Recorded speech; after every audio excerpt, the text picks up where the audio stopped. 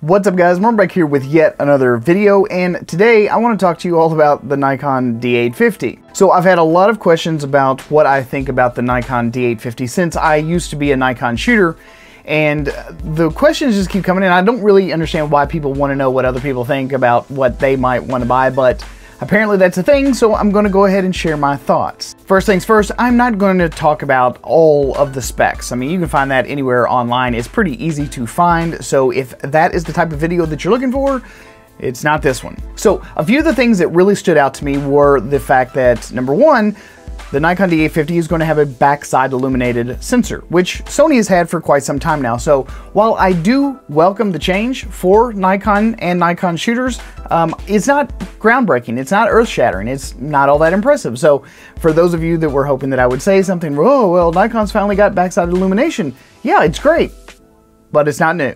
One of the most interesting things that I found about the Nikon D850 was the crop mode. So it almost kind of seems like Nikon cares almost nothing about its other cameras, whereas Canon religiously tries to protect its other cameras. Where Canon doesn't add anything like really high-end in their DSLR bodies, like 4K video, Nikon just seems to have basically cannibalized its Nikon D500, which obviously is their sports shooting camera. The Nikon D850 will allow you to shoot in a crop sensor mode at about 20 megapixels or so.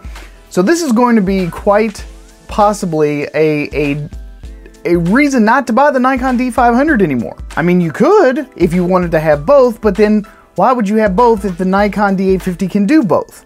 So I think that they've effectively killed off, potentially, their Nikon D500. The only ones that will potentially buy the Nikon D500 are those that are looking maybe to save a little bit of money. Another thing that I thought was pretty interesting about the Nikon D850 was that they have finally added focus peaking, which for a lot of different shooters, it's an extremely invaluable tool. Welcome to the party, Nikon. So for all of you that do a lot of macro shooting and stuff like that, or for those of you that like to punch in and really nail focus, focus peaking is a wonderful tool at your disposal. So I'm really glad that they have finally added it. The thing that I would like to see Nikon do is add it in their crop sensor bodies as well. Up to this point, none of their crop sensor bodies have focus peaking, and it really would make a big difference for people that do not want to spend that extra money on the Nikon D850 or any of the full frame bodies for that matter. If they have focus peaking eventually, awesome, but yeah, they really need to get it in their crop sensor bodies. Stat. One of the biggest reasons that I ended up leaving Nikon was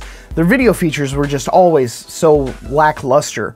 And I really do hope that in today's day and age, like I really do hope that the autofocus system in live view is finally going to be better. Up until this point, Nikon's autofocus has just been pretty bad overall in live view, and so for video shooters, Nikon was sort of like on the bottom of the pile. But if they have finally upgraded and managed to enhance the autofocus in live view in some way, shape, or form, I think that it's going to be a pretty solid performer if they can get that figured out. Otherwise, most of the video shooters are probably not even going to be looking at this camera anyway. Nothing really has anything on Canon's dual pixel tech. So if you have to do something in live view on Nikon, it really does make it a really tough sell when you're looking at stuff like even Sony's autofocus or Fuji's autofocus. With the phase detect technology that has been built into some of these cameras, when you're looking at DSLR to DSLR, Canon just really has the AF oomph. It has the girth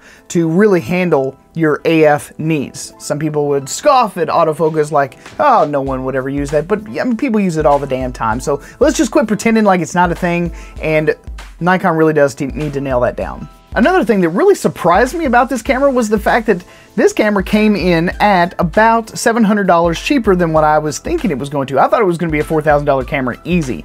But with the price tag of $3,300, I do think that Nikon is at least trying to chip away at some of those other markets. Now, obviously, I don't know how well they're going to do against guys like Sony and Panasonic, but I do think that they are going to be hitting Canon pretty hard. For those of you that have been shooting Canon and you've been waiting for 4K like most other people have, this is probably a good reason to start looking elsewhere. Everyone, I do mean everyone, has 4K. If all you care about is photography, there are plenty of options out there that give you the those extra features as far as options go in 4K and all the other things that Nikon or that Canon just simply won't give you. I don't understand what the resistance is, but apparently it's just kind of their thing. The biggest thing at this point that I fear for Nikon is with the past problems that Nikon has had, whether that be bugs or oil on the sensor or noisy this or, you know, failure there, grease, oil, noise, loud, failure, all those kinds of things with Nikon's past cameras. I really do hope that they take the time to make this one extremely well. I know that they're manufacturing most of their cameras in Thailand now. I don't know how well the QA is there. I don't know how well the oversight is in their manufacturing process in their Thailand facilities. But if they decide to go El Cheapo just to help reduce that price by $700 and it fails, it is going to be absolutely devastating for Nikon. I'm not saying that that's going to be the case. I'm not saying that they're actually going to fail. I'm not saying that anything is, I'm not trying to jinx it, but Nikon has had a string of really bad press when it comes to, you know, light leaks and focusing issues and all this other kind of stuff. If they have even one problem, if they have one major problem where they have to recall this camera, it is going to be so horrendously bad for that company. Having said all that, because I was a Nikon shooter and I moved to mirrorless cameras about 3.5 years ago, here are some of the things that I did notice that I don't think are going to be as good as what they could have been. The number one thing is that it's still a DSLR. It still has a mirror. To some people, that's no big deal. To me, it really is. Mainly considering that the autofocus spread on the camera is still pretty compacted into the center of the frame. I know that that is a limitation of the sensor and the array, but I've gotten so used to the massive amount of focusing points on these mirrorless cameras, whether it be, you know, 325 or 350 or 399, whatever it happens to be, and we've got damn near edge-to-edge coverage. Going back to a system where all of the autofocusing points are clustered directly in the middle is just, it's kind of going backward for me. One of the other things I thought was a little interesting is while the magnification on the viewfinder is technically bigger than the D810, it's still smaller than Sony's at, you know, 0.78, and Fuji's has a 0.77. So for this to be a $3,300 camera, I would have expected it to be, you know, a bit better, but, you know, can't have it all, I suppose. And unfortunately, for those of you that like to do a lot of events, or you like to do weddings, or, you know, anything where you don't want to interrupt the goings on, mirrorless still has a leg up on this particular camera because this one still doesn't have any truly silent shooting mode, so that's a little bit unfortunate. One of the biggest advantages for me personally is I absolutely love the massive electronic shutter speed. So while, you know, you have decent speeds now here on the Nikon D850, with my Fuji X-T3 I can still shoot up to 1/32,000th of a second.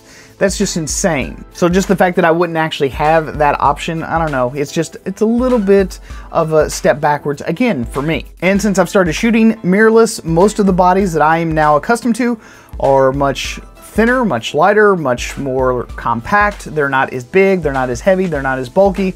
So for me, moving to not only mirrorless, but to a crop sensor mirrorless, I'm used to a lot of things that are much smaller, lighter, and more compact. So going back to something that was really chunky, beefy, and massive is just kind of not a thing for me.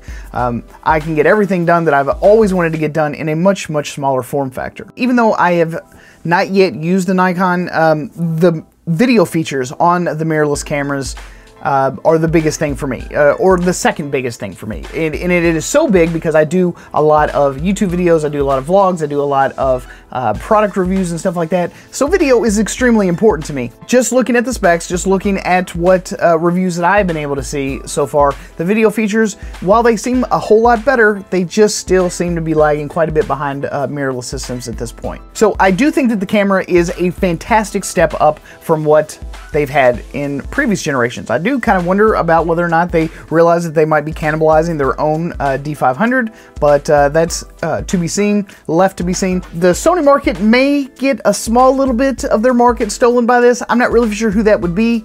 I'm not exactly sure who would be in the Sony camp that would want to switch over because of this camera, but it might do a little bit of damage to Sony. I'm not really for sure. The biggest camera company that I can see taking a hit from this camera is definitely going to be Canon. I mean, they have taken a straight shot to the dick. This is massive for Nikon, especially when competing in the DSLR marketplace. But overall, I do not see this as a groundbreaking, earth-shattering, mind-blowing, universe-flipping camera. Most of the stuff that we see in this Nikon D850, we've already seen it before. There are other cameras, there are other manufacturers that have had this technology, a lot of it, for 2 years. There isn't a lot that's blowing my mind, but I do think that the people that have been shooting Nikon, that are loyal Nikon shooters, they're going to love this camera. They're going to love this upgrade. And it is a significant and nice upgrade for Nikon shooters. It would definitely be a massive upgrade for anyone looking to maybe jump ship from Canon. This would be a really fantastic time for any of those on the fence Canon shooters that have been waiting, going, I really would like to have some of these extra features. Now might be the time. But as far as everyone else, I don't know that they're going to be dragging many people away from Sony. I'm not for sure. You know, if you're shooting Panasonic and you absolutely love it, I can't see anyone going from micro four thirds over to full frame because of anything that Nikon has released here. Most of the Sony shooters are not really going to be affected by this at all. If you're shooting Fuji like me, I wanted a crop sensor camera. This doesn't lure me back to Nikon in any way, shape, or form. There are too many features on the Fuji X-T3 that just completely and totally fully have my attention. It's not to say that I think that anyone should discount this camera. I think that you should compare it with whatever you have. If it suits the primary needs of you as an individual, then I say definitely consider it. Put it in the bucket, do your comparisons, check them out, and you know, make your decision based on what you actually need. But overall, that's all I've got for you guys today, and I really do hope that Nikon can manage to market this camera extremely well. They're going to need it. I hope that they've got their manufacturing tolerances down, just, you know, nimble, tight, and if they do, I think they're going to have a fantastic camera on their hands. But for those of you that are in other camps, I don't see a whole lot here to be all that envious about. But that's just my opinion, and I would love to know yours. So don't forget to leave your comments and questions and such down in the comment section below. At any rate, thanks so much for stopping here at the Photo Video Show. I'm your host, Mark Puckett, and I will see you guys again on the next one. Peace out.